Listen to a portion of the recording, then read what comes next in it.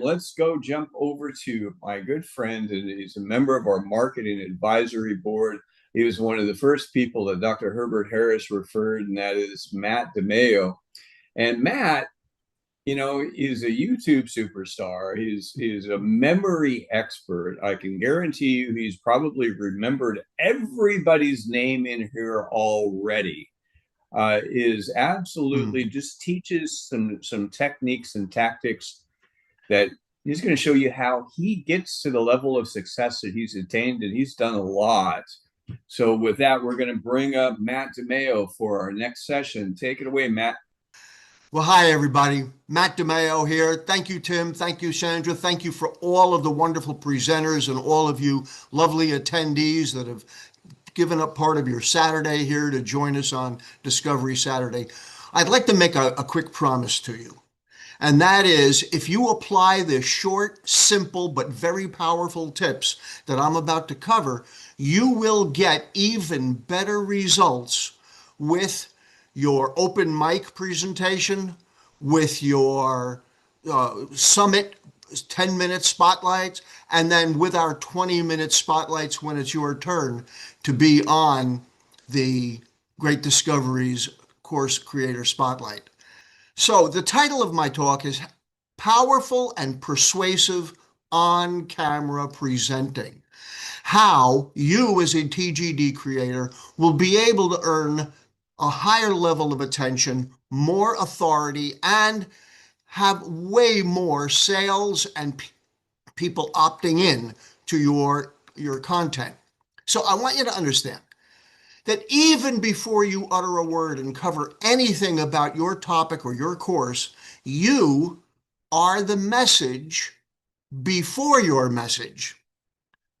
Your confidence will be projected, but you don't have to announce it.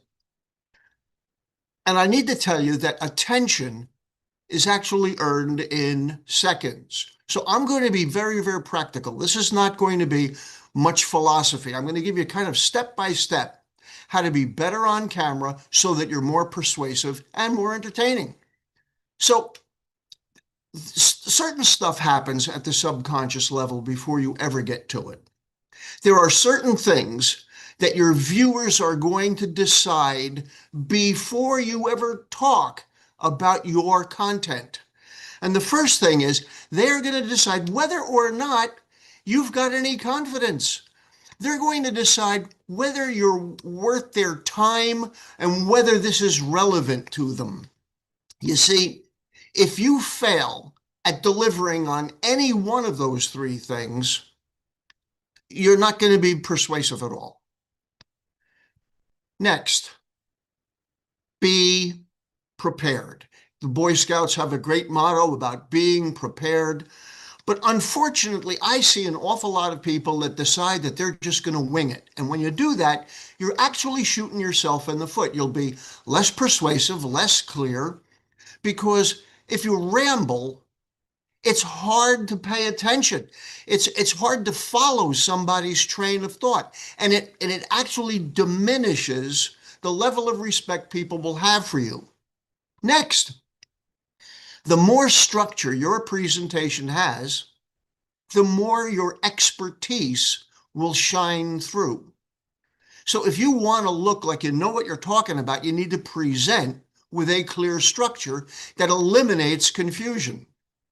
You see, one of the biggest problems that people have is before they make a presentation, they have a high level of anxiety.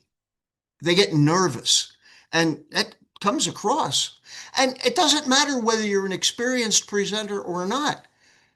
Even some of the best of us still get butterflies in our stomach before we go on. But I'll tell you this, your confidence will stem from your level of preparation. Every good talk needs to have these following elements. So the first one is you need a hook. What is it that you're going to grab them with right from hello? Next, you need to cover what sort of a problem you're looking to solve. People don't care about your course. Nobody is buying your course because they want your course. People are getting what you offer because they have a problem and maybe you can solve it. And so what you need to do is once you have highlighted what their problem is, you need to make them a clear promise about how you're going to be the solution to that problem and provide some level of proof, either through testimonials or through stories that you've got about other people. And then what do we have here as the bottom line? You're going to give them a pathway to be able to take action. Next, let's talk about camera positioning. And this is one of the areas. Now, by the way, I know that many of you, or some of you at least, are experienced presenters. And some of you on here are, really brand new at all this, but most of you are somewhere in the middle. So if you are an experienced presenter who's been doing this a long time, please take a look at my presentation with, yep, these are the things I'm doing right. And oh, maybe there's room for improvement here. For those of you that are brand new at this and don't really know what to do, I'm going to give you a clear framework that you can use to be maximally persuasive right from the beginning. And if you are making any of these mistakes, don't get down on yourself. That's not going to help. Vow to do better. And I'm going to give you exactly the things that you need to do. All right, so keep your camera at eye level. In some of the presentations, I see that some people have their camera pointing at the ceiling. You're looking up somebody's nose. They're down in the corner over here. So you want to be framed in the center. Sometimes people have so much room above their head that, that only part of them is being shown. So your camera right at eye level. Get yourself centered within the frame. You want to be able to look into the lens. You don't want to be staring down here. There's an old expression. I think it was, uh, maybe Shakespeare that said the eyes are the windows to the soul. And you know that when you look into somebody's eyes, that's how you tell if they're sincere or not, or if they're putting you on. So you want to be able to look into people's eyes as you're doing your presentations. So look directly into the lens, not off on the side and reading notes, and not effective. Next, if I can get it to click. Come on, click. There we go. Still versus fidgety. Don't distract people's attention. If you're fidgeting around and moving all over the place, stay still so that people can concentrate on your message. And use intentional gestures only. Okay, so let's move on to backgrounds. And this is an area where I think that a lot of you can use some help. So first of all, your background needs to produce the effect of allowing your viewer to focus on your message. One that helps you portray warmth and a level of expertise. And as a result, some of you have these backgrounds where there's all kinds of clutter. And that creates a kind of mental friction where it becomes difficult for people to pay attention to your message. So you want to eliminate whatever clutter that you can. Also, real backgrounds beat a fake AI background. And I know a lot of people love their AI backgrounds, and some of you do it really well. Some of you use your AI backgrounds particularly well, but most do not. And you know what I'm talking about, where somebody moves and you see the halo of the reality popping around behind them and all around their face. The lighting is changing and it's just extremely distracting, and it reduces your credibility for the audience. Avoid bad virtual backgrounds. But again, if your lighting is good and you're used to it, some of you on this presentation have pulled it off beautifully. So you want to keep it simple versus flashy. So let's talk a little bit about this. You don't need to have any fancy, flashy background. Now, what if you're in a room that doesn't have a good backdrop? Well, simply blur your background out. That's probably the best choice if you're in that type of a situation where you can't be against a plain wall or you don't have a real background that exudes the right type of message. Next, let's talk about lighting. Lighting is not to be more glamorous looking, but human beings do not trust things that they don't see clearly.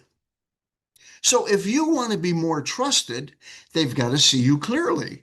So I've got a couple of things here. You want the light to be in your face and have it be a soft light. So if you don't have professional lighting, face a window or have some soft lighting in front of you. The lighting angle is important so that the shadows on your face are not distracting. So you want your lighting to be at kind of a 45-degree angle where it's aimed a little bit down at you, but not directly overhead. Sometimes you've seen a campfire where kids will take a flashlight and put it directly under their chin, and it makes the light come up into their face and it makes them look evil. So you know that lighting can have a huge impact on how people perceive the way you look. Now, what I did is here in my home studio, I have two ring lights, one on either side of me here, and they're angled up. I also have a big picture window off to my side where I open the curtains, and I also have a ceiling light on over on the right-hand side. And so what you want is you want the light to be mostly in front of you, but you don't want a bunch of bright light behind you. I know one of our speakers earlier had that. When you don't have the right type of a background or you don't have perfect lighting conditions, what you may want to do again is simply gray out your background or blur out your background. Remember, a clear face means you're more trustworthy and it'll have a higher impact on your sales. All right, now let's talk about audio, because out of all the problems that people have, this is the biggest technical failure that people have. So, bad audio will lose your audience fast. Nothing is acceptable when you have a bad audio. So use a dedicated microphone. I personally wear a lavalier mic with a USB connection, and it's plugged into my computer. You can get a cheap lavalier mic with a USB connection for under 20 bucks on Amazon. There's a bunch of good ones. This is one that I happen to like. I don't sell it. I'm just letting you know. I also sometimes will use kind of a handheld mic, and I will put it on a boom with a pop screen. Now, this particular handheld mic is made by Audio-Technica. It's got a connection for a wire so that it'll plug directly into my computer when needed. So sometimes if I'm standing to do a presentation and I'm not actually in front of my computer this way, many times when I've done seminars on camera, I will put up a stand with a pop filter in front of it and then use my handheld microphone on a boom. But I like a lavalier best for this type of presentation because I never have to worry about a microphone position. It's clipped on and it stays with the exact same sound level. You want the room to be quiet. Just before I was introduced to speak, I turned off my air conditioning system and I also turned off the space heater that I have in front of me. I'm in Tampa, Florida, and believe it or not, it's chilly here today. So I turned off the space heater because I didn't want that background noise. And then before you go live, test your microphone. Make sure that it works. Remember, People will forgive video that's not perfect. But if your audio is bad, you're going to lose them right away.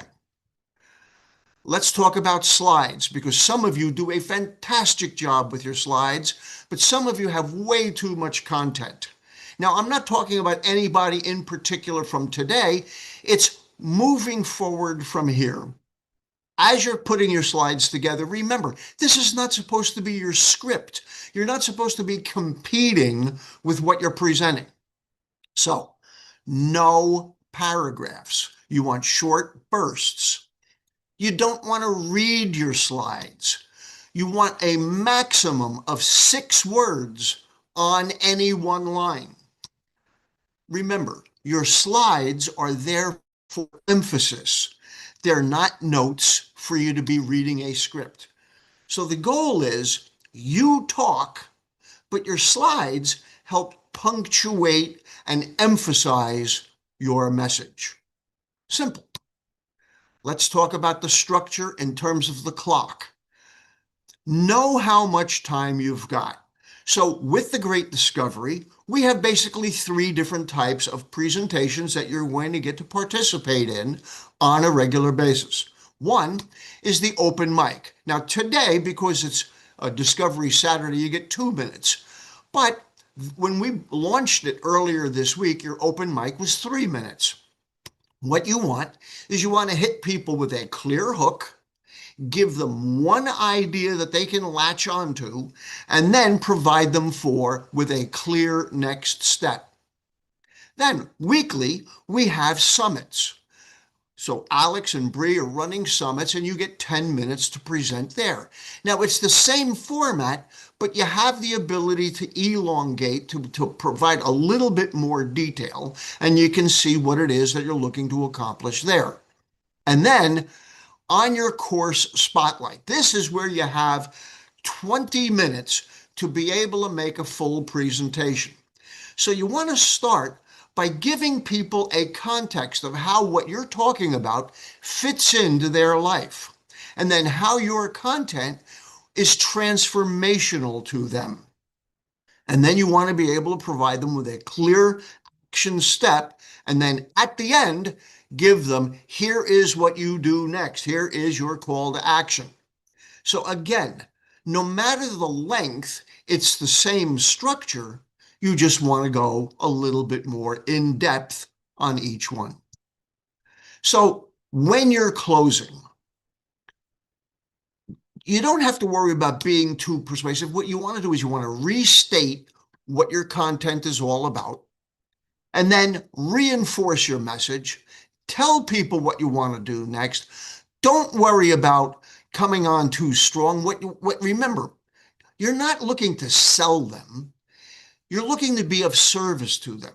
So if you have provided guidance, if you have actually helped them, then have them take the next step with confidence.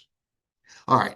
So just a little bit of background. I've been teaching and training for a long time. As a matter of fact, I have been teaching people how to be smarter, faster since 1980. Back then, I was running a chain of computer programming schools in New Jersey. My schools had a high dropout rate, and I was looking to solve the problem. I myself am a college dropout. I finished 2 years at Villanova University, and I decided to become a rock star. And unfortunately, that didn't work out as well as I wanted. That didn't happen until I was in my 50s, where I became popular playing music professionally. And so I couldn't use my own life experiences as a student to persuade or to guide the students at my computer schools.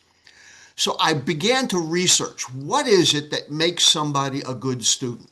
And I was shocked at how much information I was able to find out there.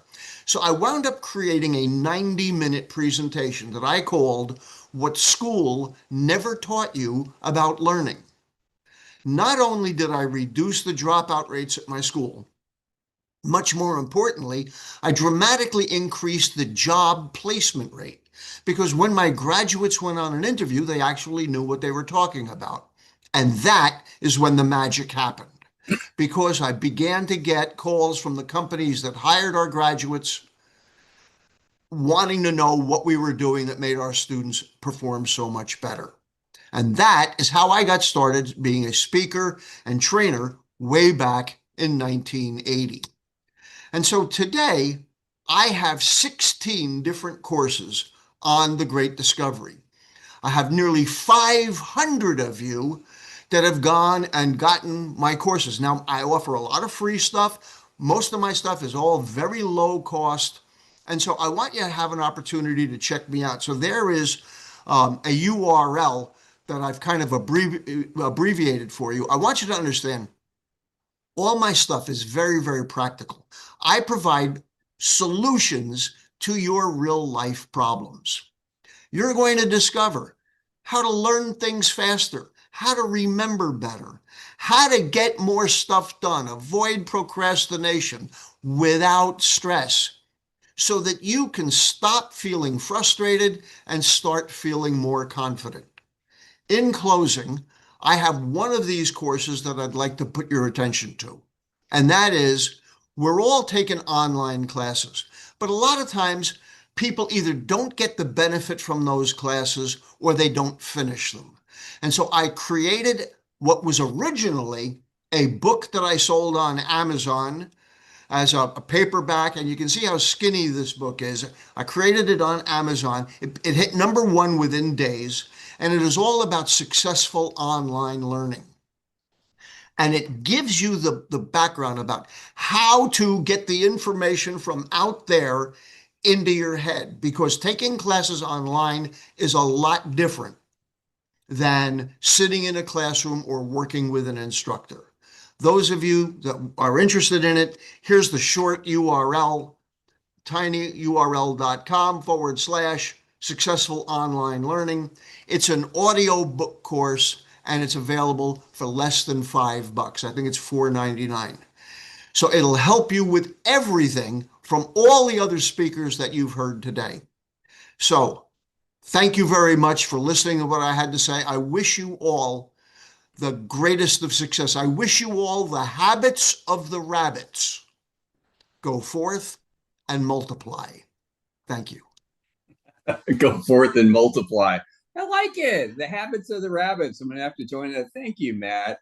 And Matt, if you would drop your links in the chat if you can, that'd be good. I know there's going to be a lot of people that want to take advantage of this. And I'll tell you what, I've got Matt's book right back here behind me, Future Proof Your Mind. And I can't wait to see this up on the marketplace. It's going to be awesome, you know, because everything you put on the marketplace can also be available in every language, audio, video, and the whole thing.